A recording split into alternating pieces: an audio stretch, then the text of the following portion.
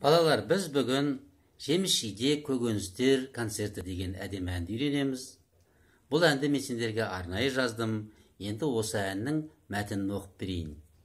Жемістерді іздесең, жеміс баққа барасың, ең дәмдісін күздесен, үзіп-үзіп аласың.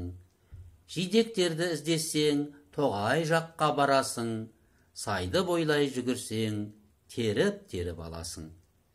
Жемістерде тәп-тәтті, жидектерде тәп-тәтті, бақшадағы қап-қатты, қарбыз қауында тәтті. Енді осы әннің әуенін тыңдап, ән салып үйренейік.